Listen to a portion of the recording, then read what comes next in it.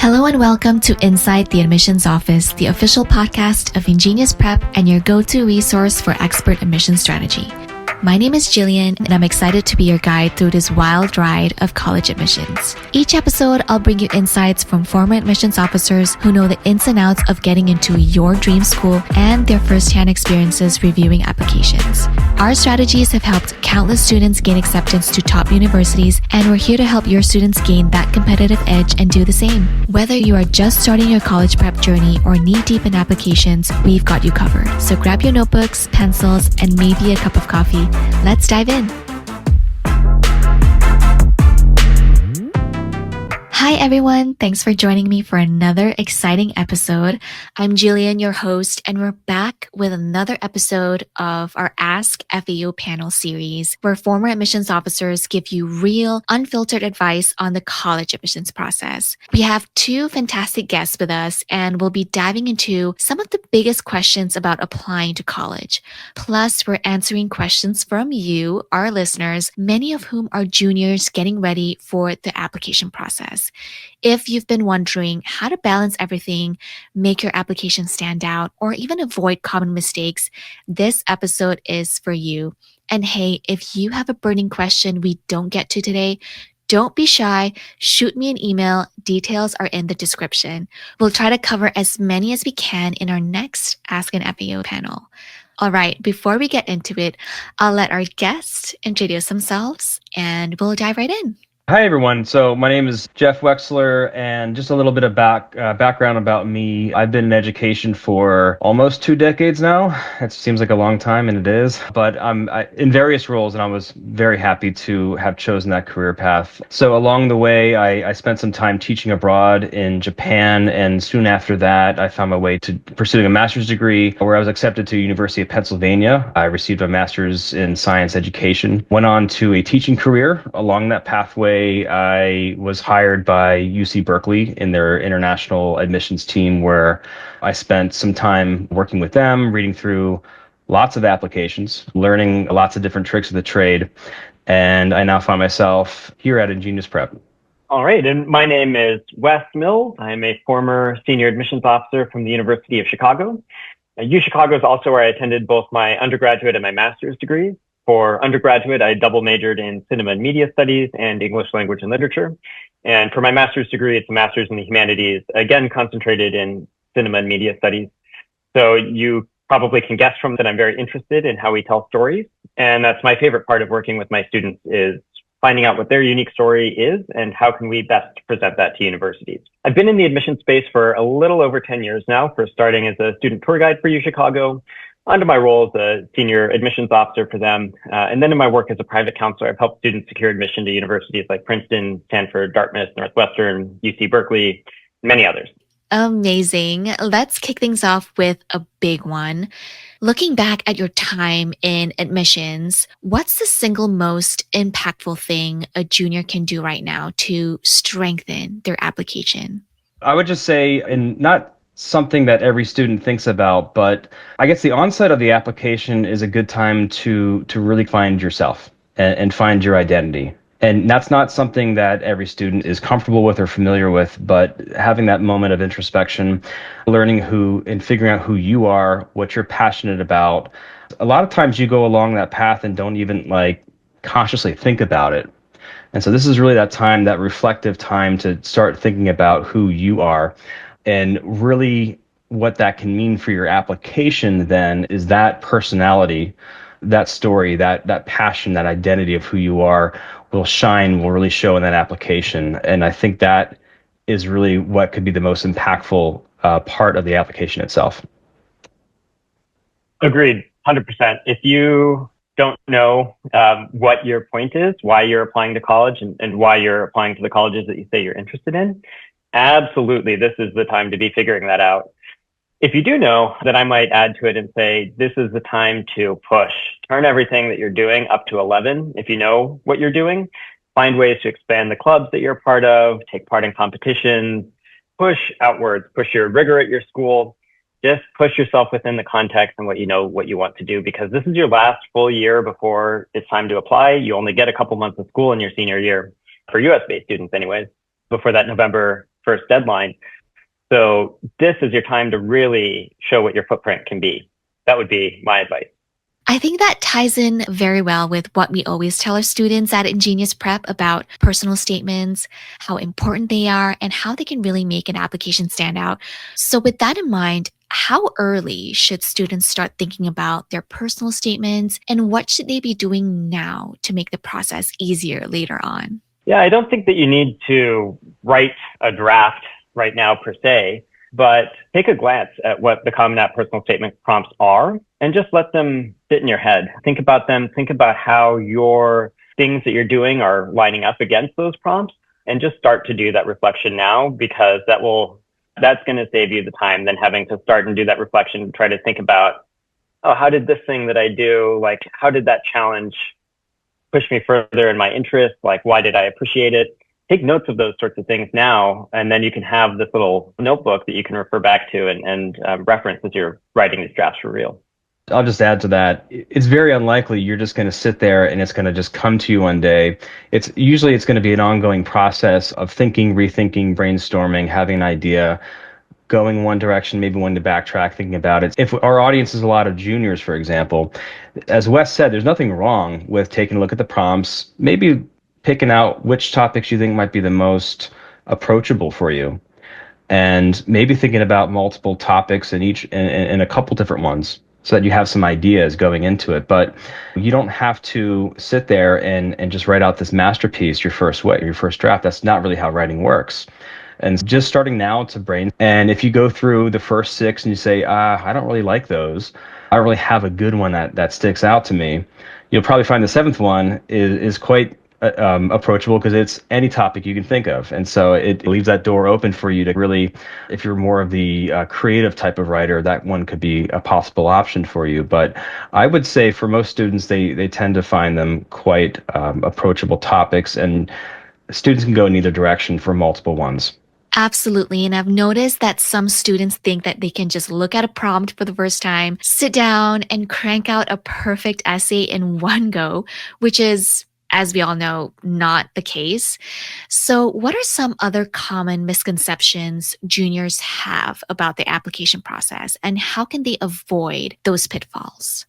I'll say, and I think Wes touched on this a little bit earlier, this is not your time to be humble. And working with students, I have found that, and it comes from just a great place. They're really just a lot of nice people and being humble, and they're used to that, and that's okay. This is your one time to brag. This is your time to lay it all out, to show an admissions committee, this is really who I am. And I just want you to share all aspects of what makes me a great person, a great fit for your campus. I've sat there with students and they say, I won this competition. Should I write that down? Yes, you should. You should absolutely do that. So again, and going through those drafts, if you're doing your application on, say, the Common App, and you have 10 activity choices, or the UC application where you get 20 spots to fill up, you'll often probably find out that you have a lot of stuff to share that you didn't really think about before. But once you really start to write it out, you have a lot more to you than you realize. Yeah, to add on to that, I think a lot of people don't realize that universities, because they practice this regional admissions model, holistic admissions, they're looking at you in the context that you're coming from. And a lot of the things that some students are dealing with in their lives prevents them from doing the typical extracurricular activities you might think of, competitions, clubs, etc.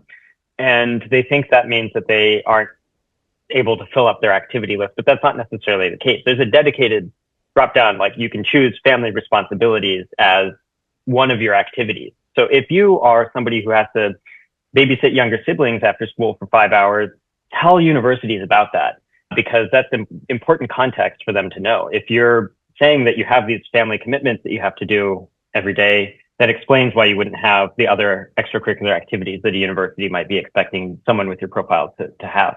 Definitely think widely. Yeah. Another big challenge for juniors is balance. So between academics, extracurriculars, family obligations, standardized test prep, it can feel very overwhelming. What's your advice for creating a sustainable but also effective plan to juggle all of these different responsibilities? A good thing that we know about are SAT dates, ACT dates. So, well, we do know that students will peak about the third time they take the test. Statistically, there's no point in taking it any more than 3 times. So if you want the third time that you take one of these tests to be roughly around August, September, the fall of your senior year, give a couple months before that to study and then work backwards and fill in those test dates. Okay, so now we've got one thing filled in. And then from there, it's going to be a little bit individual. It's hard for me to say exactly how to manage your time without knowing what you're doing. But there are going to be down periods throughout the year when you're not taking finals, when your clubs aren't competing. You're going to notice what these down periods are. So make sure that you don't let those by. Plan for them effectively. Sketch out if you're going to have a slower month. Maybe this is a great time for me to try my hand at doing an independent research project. That's the kind of thing that you want to be on the lookout for, and be very in tune with what the arc of your busy schedule might look like, because there will be peaks and valleys, and you got to rest in your valleys too. To make sure that you're taking a day or two to yourself to recuperate. But the reality of college admissions is that it will be a lot of time management necessary in order to balance the activities that you do need to get before you can successfully apply to these top schools. I'll also add that when you end up going to college, you'll have a college advisor who will tell you that time management is going to be the key to success. And so as you're going into your senior year, starting to figure out, focusing on the things you'll need for your application that are going to be the most important to you, in learning how to manage that time. So if, let's say you're in a varsity sport and you're training or competing maybe 20 hours a week, that's all going to factor into your application, and whoever's reading that, they know you don't have 5,000 hours a week to do all these different things. So they know you're a human being. And so picking the things and as you're going through high school, focusing on those quality over quantity, those things that you excel at, that you're passionate about. You don't have to join 20 clubs to be successful, right? It's really about focusing on what you love to do. Focusing on your academics, of course, are going to be first and foremost, right? It's going to be very challenging if you're looking at selective schools if you don't have the grades that they're looking for, right? So that's the foundation. But then everything thereafter, and planning that time accordingly, as Wes mentioned, there will now be 8 SAT dates next year. And so if you're looking into that, so you'll have plenty of opportunities to plan when you're going to take those tests, if you need to take those tests, et cetera. If you're looking more at ACT, depending on which schools you're looking at, those are things you can plan ahead for, and you don't have to take them every single one. You can plan in gaps, or say 3 months between, for example. So there'll be one in December next year. The next one will be March. So you'll have a good gap of time in between to really focus and try to get that score up. As Wes mentioned, you'll also have lulls in your schedule where you'll be able to focus more on your extracurricular projects or things like that. And so again, that time management, and it's not a bad exercise, I would say, to plan through your week and track, here's when I'm going to be most busy, here's where I have less time to do things, here's where I have more time to do things.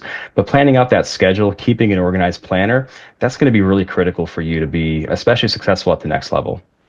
One thing I thought of too is you can get a surprising amount of work done in the last 5 minutes of class when teachers let you do your own thing.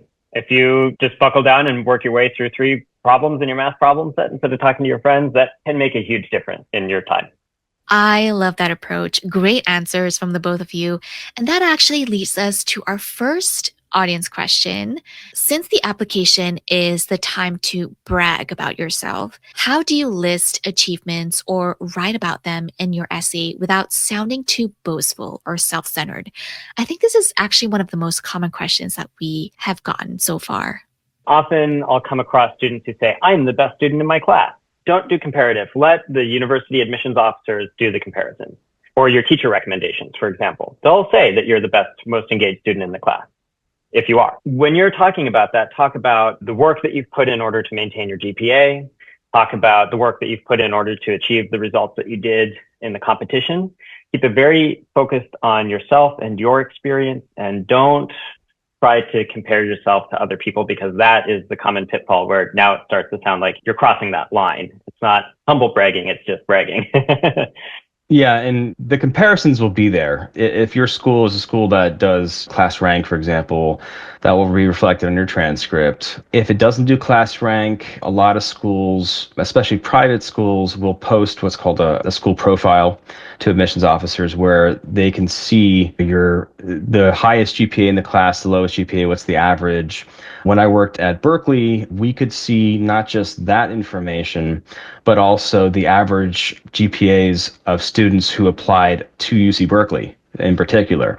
And so that information was all relevant to us in context. And so we can compare that kind of stuff. So you don't have to say I was the top in my class and boast like that. We can see that. You need to explain what these things were. So if you were in a competition where you won first place out of 300 students, you can mention that without saying and bragging about how you just really beat them. And again, you can just mention it and we get the context, we get the idea of it. And so really what we mean by don't be humble is really flesh out the explanations of what those are. Of course, working with a counselor can help you with that to make sure that you're getting the context that's there, you're getting the explanation that's needed to really fully understand what you did and how impactful that was. Great advice. All right. This next one is another question from our listener. Is it worth participating in competitions, contests, or even science fairs, especially in STEM, if you're not really sure you'll win an award? Or should students focus their time elsewhere? Do you like doing competitions and things like that? If that's your jam, as they say, go with it. If that's not really what you're interested in, if you don't have a passion in that kind of extracurricular, there are a lot of other things you can focus on. Do you play music? Do you like art? Do you like research? Do you like writing? There's so many different things you can go into, leadership opportunities with clubs, different things like that, that I would say don't focus on the type of thing, focus on what you're passionate about, what you like doing, and then the rest will fall in place. And like, how are you engaging with it too? Perhaps the experience of going to competitions and failing so much is going to be an integral part to your development as a student and as a human. That might feature in your essays. But if they aren't working for you too, the competitions aren't the end all be all of application, especially with STEM. Maybe you can you could teach a youth STEM program at a local library and do weekly experiments, hands-on experiments for them. That's great. Or maybe you're taking this time to do a research project or join some other club or organization. Yeah. And I just want to say one other thing to add to that. At Berkeley, one of the holistic markers that we use, so there were a number of holistic markers we would use to evaluate a student. And one of those was called persistence in the face of challenges. If you have a situation where you persevered through that challenge, that is something that can be talked about in your application. And so it is okay to do something and fail. What was the learning lesson from that? And how did you evolve and grow from there? And so again, I would not look at not winning a competition, for example, as a setback that shouldn't be mentioned on an application. That could be the launch point to something really special in your application. Now, looking beyond grades and test scores, what are some of the most intangible qualities that make an applicant stand out? And how can juniors demonstrate those qualities in their applications? Jeff hit the nail on the head earlier when he said, do your passions. University admissions officers are reading thousands of applications a year into like themselves. And so they get very good at sniffing out who's genuinely interested in the things that they're talking about and who is just making stuff up because they think that's how they get admission. So the best way to avoid that is to throw yourself behind your passions and find a way to incorporate them into your academic interests. We've been talking about STEM, for example. I studied media studies, so I spent a lot of time in my master's program playing video games. If that's like you, maybe try to code like a physics engine in game, or try to imagine or do a research project on how physics is represented in a variety of games. And then bam, all of a sudden, all your time spent playing video games is now directly applicable to your interest in physics. So there are ways to incorporate your passions into your academic interests, basically no matter what those two things may be. And likewise, Wes mentioned earlier about if you have to babysit siblings or things like that, could be a form of leadership, right? And people don't always think about it like that, but it really is how you frame what you've done. And again, at Berkeley, we looked for certain holistic markers that was, and I'm not sure if the audience is fully familiar with this, but the school is in the UC schools in general, are test blind. And by that, we mean we don't look at SAT or ACT scores as part of that evaluation criteria. Now, on occasion, we would have students try to slip it in their additional comments section, but that is not part of how we evaluated students. And so we really went big on those intangibles, those holistic markers of what made students really exemplary compared to their peers. And we would ask the question going into an application of, are you making the most of the opportunities that were presented to you? And that was a question, that was a foundational question we had going into each application. And those were things we were looking for, like the love of learning. And as Wes mentioned, is your passion, is it genuine? Or are you trying to construct something that isn't really reflective of who you are? So do you have a genuine passion, and are you pursuing that? And then is college that next step for you to continue pursuing that onto their campus? Your leadership, of course, your perseverance through challenges. And then that can also be reflected through sustainable engagement as well. And how long have you stuck in doing something? And your passion can be demonstrated through that as well. So there's a lot of different tangible things that we can take and then derive intangibles from that about who you are as a person. Okay, shifting gears a little bit. Summer break is coming up, and juniors often ask how to use that time wisely. What are some of the best ways students can use the summer before senior year to their advantage? Yeah, and as we mentioned before, this is the time right before you start applying. And I would take advantage of it in several different areas. One, if you have not done so already, great opportunity to go visit college campuses. And that can be in different formats. It can be a formal tour. It can be an informal tour. I'll say if the school tracks what's called demonstrated interest and you are genuinely interested in the school, you may want to go and book that tour. And it can also be through a summer learning opportunity, like a pre-college program where you get to live on the campus. That could be something exciting and could be informative to you about what life might be like living in college. So that could be on that front. On the other aspect of it is really, it would be a good time to be reflective of your personal statement of what area you may want to be going in with your essay topic. And you also want to start fleshing out your activities.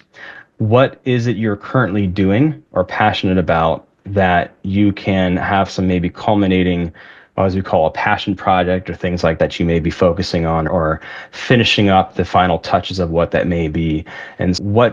And you can also, it is okay to continue working on things as you're applying through college. And so let's say you're doing a research project and you're not going to finish it, or you may be trying to get it published or things like this, and that may not happen until your senior year. That's okay. You can talk about that in your application, right? That's not something you should leave off and then say, oh, by the way, months later, and just in case. So again, working on fleshing out those activities, those things you're doing, focusing on maybe possible essay topics, and then going exploring colleges. Yeah, I'll reiterate because I've already basically said use your 11th grade to see which activities you can take to the next level. But just reiterate Jeff's point about visiting campuses, I can't overstate the importance of that, especially for the schools that you really think you're interested in. When I was in this process myself and visiting campuses, there were some that I set foot on, and within 5 seconds, I knew I was never going to go there. It just wasn't a fit for me. Who knows how I got that sense within 5 seconds, but it was there and it was strong. On the other hand, I ended up going to UChicago twice. The second I set foot on their campus, I felt that too. And so I would just very strongly encourage you to visit a lot of schools and a wide variety of schools, because that's how you're going to get a sense for what your fit is going to be. And fit is a very important part of the application process. I think a lot of people focus on rankings, which can be a good starting point, but they do not tell you the whole story of the type of education you individually are going to receive there.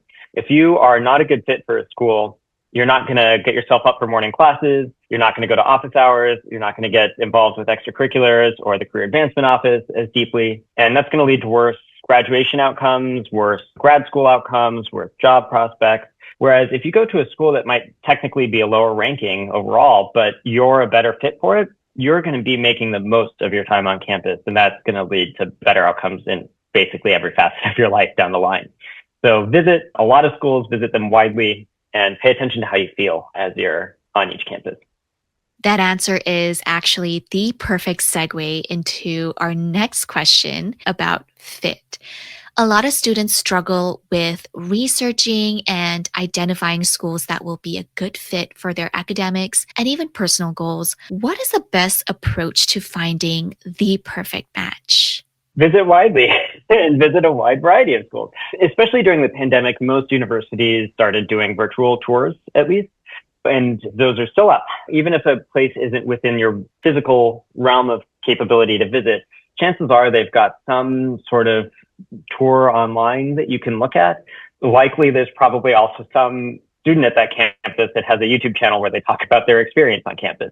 Look for these sorts of resources and listen to the things that these universities say. Listen very closely because they talk about what their values are. At UChicago, for example, we talk a lot about the core. The UChicago core curriculum, they're very proud of that. And so they want students who are going to enjoy the process of learning across these disciplines, right? Other schools are going to have different personalities, and they are very upfront with you about what those personalities are. Look at the language on their websites and think about how that reflects your personal experiences. And I would also say this is maybe not something that, again, going back to what I originally stated, maybe not every student is used to or comfortable with, but start with you and take some time to identify who you are, what you value. And we have thousands of colleges, universities out there. You will find some that really match who you are that you can identify with. And that can be in so many different facets, whether the size of the school, the geographical location, potentially a religious affiliation or club offerings, choices of major, all different kinds of things. Colleges have their own cultures, right? Many of them have been around for years and years. And many of the admissions officers look for kinds of students in the applications of who's going to be a good fit for that school. If you spend that time reflecting on who you are and you find those schools who fit you and your culture, you'll probably find that it may be reciprocal when they read your application and they say, this is the kind of student we're looking for who would be a great fit for us. Now, we have a couple of UC-related listener questions that came in. Jeffrey, this one's for you. Since all UC campuses share one application system, can students mention specific schools in their essays, or will that hurt their chances at other UC campuses? So all the PIQs, all 8, so you get to pick 4 of the 8. They're all the same at all the schools. And so when they say it is one application, it is truly one application.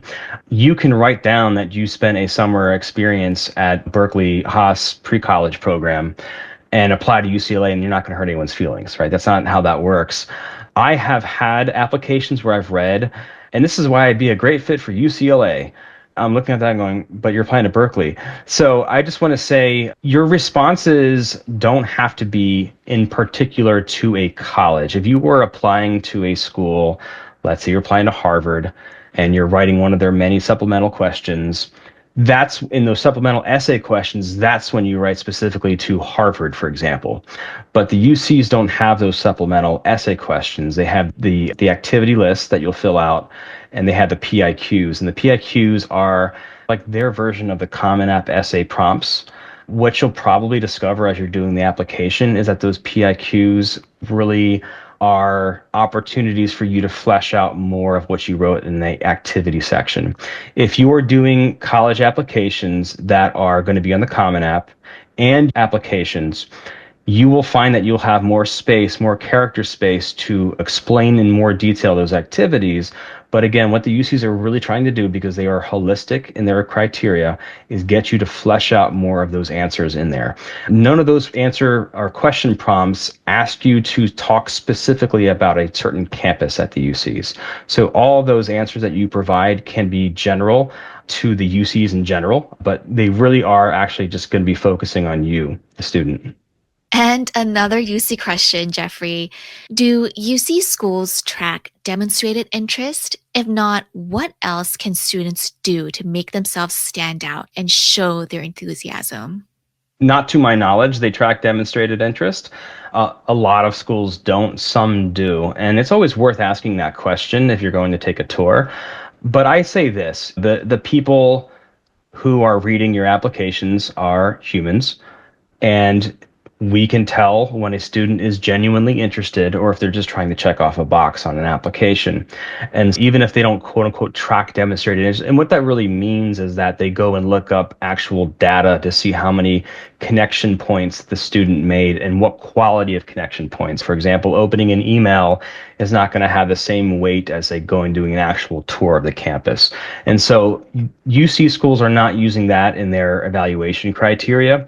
But again, we are human beings, and if you have done your homework and you are genuinely interested in the UC schools, that will shine and it'll show through in your application. Now, let's switch things up just a little bit. How should students go about finding research opportunities? Yeah, I can give Jeff a little bit of a break here. Yeah, with InGenius, one of the reasons that I love being able to work here is so I know, okay, research is something that will help your application. We support students in finding research opportunities. So we have academic mentorships where we pair students directly with faculty members to help them conduct independent research projects and even help publish those. But if you're outside of our network as well, you can always reach out to faculty at universities if they have a publicly listed email. You should never reach out to more than one or two faculty members in any given department at a time because they do talk and professors can be territorial. So you don't want to come across like you're email blasting a department. But if there is a particular professor doing work in a research area that you're interested in, they likely will be receptive to a high school student with the gumption to email them and say, hey, I'm interested in your work because of X, Y, and Z reasons. Make a personal connection with them between your interests and ask if you can have the chance to just speak with them for a moment about what their research is. And that can start building a relationship that might develop into research internship or mentorship of some kind, even though it's not through any of these specific programs that have age limits. Though there are plenty of programs with a variety of age limits that you might be able to find throughout college campuses that offer them, or programs like the BioBuilder Summer Research Program, for example, is open to younger students. And that's not affiliated with any specific university, but offers multiple options for biology research for interested high school students, for example. And I'll just add some of those pre-college programs are starting points for doing research, and you would be taught by campus professors, and that could just be another opportunity to build a relationship potentially. And so I've worked with students who, from those situations, have actually ended up getting a letter of recommendation from those professors because of the research that they did. And it doesn't hurt to ask. It never hurts to ask. And you can always, and again, professors are, in a sense, teachers. And with the heart of a teacher, and speaking from experience, the more interest a student shows, the more I tend to want to help because I see that passion there, and it's quite infectious. We did receive similar questions about this one. How should students go about finding research opportunities? And how do you determine whether competitive research programs or work internships are more valuable? I think that if you're angling towards a pre-professional degree, something like business, nursing, something like that, you might want to lean towards the work experience. If you're thinking about something academic, then you want to lean towards your research experience. So if you're interested in economics versus business, for example, you want to do an econ research project. If you want to say that you want to manage a company, go shadow with somebody who's managing a company. Yeah, just to echo that, you want it to ideally make sense to match what you want to do. And yeah, if your goal is to open your own business and then you went to study game theory economics, that's not going to be maybe as impactful as learning, shadowing somebody in the business world or learning entrepreneurship or things like that and trying to come up with some inventions or business ideas or learning how to write proposals or things like that. You want to make sure that it matches what your goals are ultimately. And again, some careful brainstorming can be quite effective with that, but also planning along the way. And speaking of experiences that can strengthen an application, letters of recommendation, what are some of the best ways juniors start building relationship with their teachers and counselors now to ensure they get strong letters of recommendations? I go back to this with a previous question I answered, where having the heart of a teacher, if they want to help you based on how much you showed, how much you care in the classroom. And so active involvement is great. Talking with them, let's say if you're in athletics or you do something with theater or things like that, inviting them to come see you perform is just another way to maybe build a relationship with them. Helping them when you reach out to not just say, hey, can you write me a letter of recommendation, please, but reminding them in your class. So let's say they had you last year and it's been quite some time and they may have had 100 plus students in that year, but reminding them certain examples of what you did in their class to help refresh their memory. A teacher who writes a recommendation letter that provides actual anecdotes in the letter is going to be more impactful than just, they were a great student, they got an A in my class. And so again, we are humans and we like to see examples and we like to make personal, emotional connections. And if that shines through in the letter, that's what's going to be a more impactful letter recommendation. And so again, just to wrap it up, this is a great opportunity to go ahead and try to make those connections with that teacher now. So one of the things that we work very closely with each of our students on is to develop what we refer to as an application persona for them, which is not something that ever gets put into your application directly. Like there's no application persona question.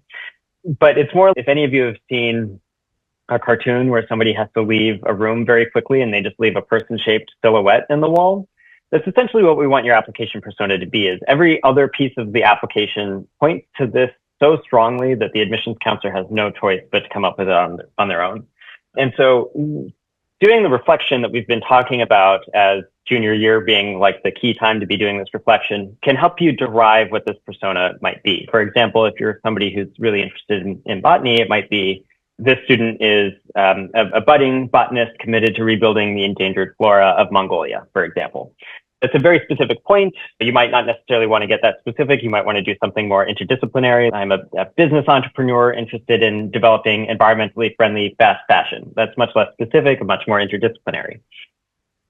Whatever that is for you, that's essentially the North Star and the guiding light in terms of how you are going to be presenting yourself throughout the application. And that should start with your letters of recommendation. So when you're thinking about, as Jeff said, reminding them of anecdotes, think about this persona that you're deciding on for yourself and what experiences have you had in the classroom that you can bring to the teacher's forefront of the teacher's mind that support this persona. So it's not just that you are reminding them of random strong points in the classroom, but rather very targeted things that you've done within their classroom that support your overall application narrative.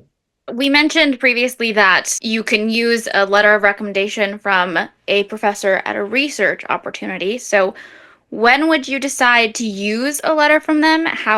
Since most schools usually ask for 2 to 3 letters from a teacher or counselor in your school. So how would someone go about substituting a letter from a professor from a research opportunity?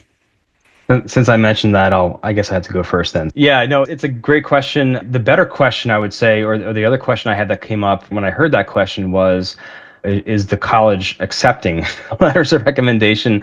And UC Berkeley, for example, is the only UC school that can ask for 2 letters of recommendation, and that's usually later on down the line. So they'll accept the applications first, typically end of November, early December. And then they may reach out to some of the students and ask for 2 letters of recommendation. That's the only one of the UC schools that does that. Some schools want a counselor evaluation and 2 teacher letters of recommendation. They're very specific about that. And so you may not be applying to a school that wants what's called an additional letter recommendation or anything like a third-party letter recommendation. So it depends on the school. If you're applying to University of Florida, they're not going to ask for any. And so again, it all depends on where you're applying and then if that can fit in there. Some colleges will accept up to 8 to 10 letters of recommendation. And so those can be anything beyond the 2 teachers and counselor evaluation. And if so, that's a great component to add in there, just to have something extra to, again, it's an opportunity for the admissions officer to get a better idea of who you are and then how impactful you'd be on their campus and if you're a good fit for them. So if that letter helps your narrative of who you are, I'd say that's going to be a great opportunity if the school accepts it. So just be careful with that. If you're building your college list and you're realizing none of these schools are going to take anything beyond the 2 teacher letters of rec and counselor evaluation, unfortunately, they're not going to take it if you submit it in. That's just not going to be added into the application file. But there are some schools that will. Just to add to that too, when it comes to any sort of supplemental material, less is always more. Yes, some schools will take up to 8 admission or letters of recommendation, But if none of them, if they're all repeating themselves, you run the risk of annoying that admissions counselor. Jeff has been highlighting how we're all human in very positive ways that can impact your application in negative ways as well. In that admissions counselors they go through training. They're not supposed to let these things seriously impact their admissions decision. But if they're clipping through, it takes them 7-8 minutes to read an application file. Again, they're going through upwards of 2,000 every year. And now all of a sudden they're stuck reading 8 letters of recommendation that all say the exact same thing. You risk annoying that admissions counselor. And why would you do that? When you're thinking about any sort of supplemental material, is it saying something new about you that is not anywhere else in the application? If it is, that's worth considering submitting. But if you're just repeating something and reiterating it, they've already got the information that they need. So don't send in extra stuff that just repeats itself. And that kind of goes back to the difference between a quality letter of recommendation and something that's general. And so if that professor didn't really know you, but that you worked with them a little bit, or you're part of a team, or you were in a pre-college class, that may not be something effective. But if it was something impactful, if it really, they can speak to your research you've done and give specific examples, that is something that's impactful. So again, as Wes mentioned, yeah, if it helps to add an extra layer to your application, for sure. And one more related question to that. Berkeley sometimes requests for extra letters of recommendation. What are some of the reasons they might do that? I'll be completely honest with you. It was at random. That they would just pick students at random. And again, it is a random process that they do. You may be the lucky winner if you're applying. All right, time for a fun one. Thinking back to your time in admissions, were there any applications that stood out in a really unique way, either in a good way or in a not so good way that you still remember? I can go first. Yeah, I got one teed up here. I can't forget one student, actually the very first application I ever read, and maybe because it was the first one, but I'll just mention it. It was just a very unique one. It was a student who was homeschooled, but he had a passion for drones and designing microchips. And he had a YouTube channel where he would teach other people how to design them and build them. And he was in all these different drone competitions. Now, that's impressive in its own right. But what was more impressive to me was just the passion when he spoke of it, that I could tell this was something that you can't fake it, right? When you're that involved in something like that. So that was one. I had another one who, not a great academic student, and I just thought it was an interesting application. They had a little disclaimer in there. Hey, by the way, I didn't get these good grades because I spent all my time building my businesses and designing a smartwatch for the visually impaired. And so it was just a unique, like you have to sit there and go, this is a different one. We get those sometimes. Now, I want to be clear to the audience. You don't have to design a smartwatch. You don't have to build drones. Those are not things, but because they were just unique, they stuck out to me in different ways. And I have other examples too, but I'll let Wes give a chance to speak. Yeah, so in that line, don't write about anything that you've done that's illegal. That happens. Don't do that. But so one of the favorite essays that we had at the UChicago admissions office was, one of our prompts one year was, between living and dreaming, there is a third thing. What is it? And one student wrote about Sky Mall magazine, which is sadly defunct now. But for those who don't know, it was basically a mall, a shopping center, and just magazine in your seat back pocket on your airplane rides. And this person made a great case that between living and dreaming was Sky Mall magazine. There is a non-activity related, unique application approach. He took a risk with his essay, was able to articulate the logical train of thought he followed, and was convincing. In my own personal work with students, one of my favorite that I've been working with was a student whose big activity was ceremonies. She was very practiced in tea ceremonies, did competitions, all sorts of stuff. And she wrote a really fantastic personal statement about her life and just the various challenges that she faced through the lens of performing a tea ceremony and, for example, pouring slightly too hot of water onto the tea leaves and needing to find appropriate additions to make that would balance out the flavor of the tea composition. And just talking about how the lessons she learned through that sort of experience she's applied to other areas of her life. So Tea competition's not the most extreme thing for somebody to imagine a high school student doing. It's not one of a kind type of activity, but her approach to it and the way that she thought about her life through this lens was extremely unique and really just wonderful. You can always reframe things however you want in your essays. Alrighty, jumping into the time machine one more time before we call it a night. If you could go back in time and give your past self as a junior in high school, knowing what you know now, one piece of advice, what would it be? Travel. Get out there and take this time to explore colleges. I didn't do enough. I didn't know enough. I can't say I was pre-internet. I was alive during the internet back then, young enough, but you have so many resources now to take advantage of. It can be actually overwhelming. And that's why I do want to say, as a piece of advice, again, start with yourself and who you are and what you're looking for, and then go find that out there, as opposed to just going and just looking around, like when you walk into a store and you're not really sure why you're in there, but you're just looking. Go in there for a purpose. So plan ahead of time of what you're looking for, and then go seek it. Go look out there and go try to get those experiences. If you're not able to go and travel, actually go travel. There's virtual tours out there online that are a great second option for you.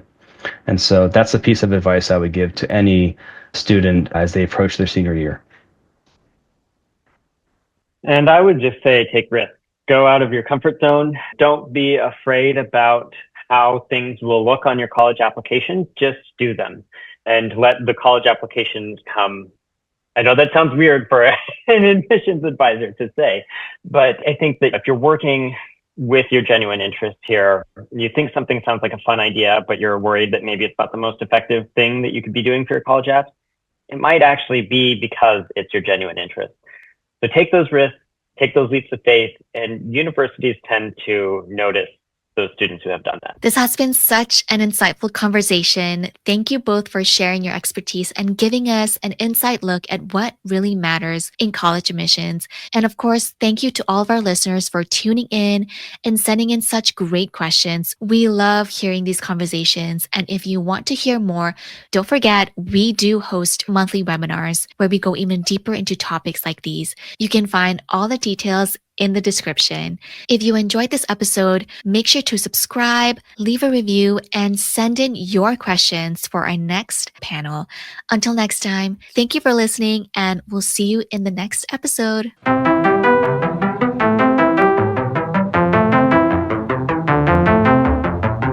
Thank you so much for joining us today. And if you would like to speak to one of our experts, you can set up a complimentary strategy call with one of our enrollment counselors by following the link in our episode description. And for more information and access to additional resources, you can register for our webinars, which is also linked in the episode description. If you have any questions or would like to request a topic for a future episode, you can email me directly at jillian.yong, that's JILIAN.YONG@ingeniusprep.com.